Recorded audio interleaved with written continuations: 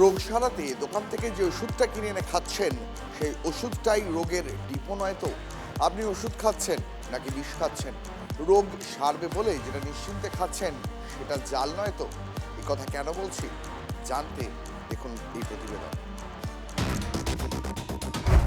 পয়সা খরচ করে কিনতে হচ্ছে ওষুধ, কিন্তু তাতে রোগ নিরাময় হচ্ছে তো, নাকি লুকিয়ে অন্য বিপদ? কেনা ওষুধের সঙ্গে বিলে দেওয়া ব্যাচ নাম্বারের কোনো মিলই নেই। কলকাতার পর জেলাতেও একই ঘটনার পুনরাবৃত্তি। হুগলির ব্যান্ডেল বালির মোড়ে একটি নামী ব্র্যান্ডের ওষুধের দোকানেই গরমিল। এক ক্রেতার দাবি, দোকান থেকে তিনি 5টি ওষুধ কিনেছিলেন। বাড়ি গিয়ে লক্ষ্য করেন তার কেনা ওষুধের বিলে 2টি ওষুধের ব্যাচ নাম্বার মিলছে না। আমার ওষুধ নিয়েছি, আমি পাকার ওষুধ মিলিয়ে দেখছি যে এদের ব্যাচ নাম্বারের সঙ্গে আমার ওষুধের দুটো ওষুধ 5টা নিয়েছি, দুটো ওষুধ ব্যাচ নাম্বার মিলছে না, মানে যার ওষুধ দিয়েছে। তা সেখানে আমি এসে বললাম, বলে আমাদের ভুল হয়ে গেছে, কিছু মনে করবো না, কালকে পাল্টে দেবো। কেন কালকে পাল্টে দেবো? আমি যদি আজকে খেয়ে মারা যেতাম, ওনারা দায়বদ্ধ নিত। এই ধরনের দাবি আরও এক ক্রেতারও। দিনকে লোককে ভুল ওষুধ দেয়, প্রচুর কমপ্লেন আছে। আমার নিজের পার্সোনাল কেসেও হয়েছে, আমি তো একবার দুবার ছেড়ে দিয়েছি। খাওয়া ব্যাচ নম্বর ভুল, এরা এক নামের ওষুধ, কোনো কম্পোজিশন ওষুধ দেয়, সেটা তো এক ধরনের হয়ে থাকে।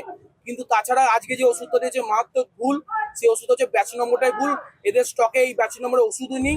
দোকানের কর্মচারীর দাবি, কাজ করতে গেলে নাকি ভুল হয়। ব্যাচের মিসম্যাচ, ভুল ওষুধ কোনদিনই এটা বলতে পারবো না, কারণ ওটা ব্যাচের মিসম্যাচ। আপনি যদি এখানে ওরিয়াতে 10টা দোকানে যান, 10টা দোকানেই একই প্রবলেম পাবেন, কারণ এটা মেনটেন করতে গেলে অনেক স্টাফ দরকার, সেটা সম্ভব হয়ে ওঠে না। কেন মিল মিলছে না? মিললে 5টার মধ্যে 2টো ভুল হয়েছে, সেটা আমি অস্বীকার করিনি, স্বীকার করে নিয়েছি।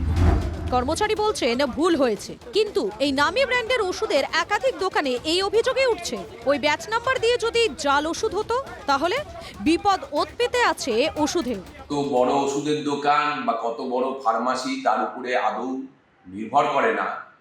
যদি বিলের ব্যাচ নাম্বার আর ওষুধের ব্যাচ নাম্বার এক না মেলে, তাহলে এটা ধরে নেওয়া যেতেই পারে যে ডাল মে কুছ কালা হ্যায়। পশ্চিমবাংলায় ওষুধের মার্কেট আমরা দেখেছি, জাল ওষুধ থেকে আরম্ভ করে জাল স্যালাইন সবকিছুতে ভরে গেছে। আসল নকলের গোলক ধাঁধায় ভিড়ে গেছে ওষুধও। কিন্তু প্রশ্ন হচ্ছে, কিভাবে চলছে এই কারবার? এর শিকড় কত দূর? তা কি আদৌ খুঁজে বের করার চেষ্টা হবে, নাকি সব দায় নিতে হবে গ্রাহককেই? আসিক ইনসানের রিপোর্ট, টিভি9 বাংলা।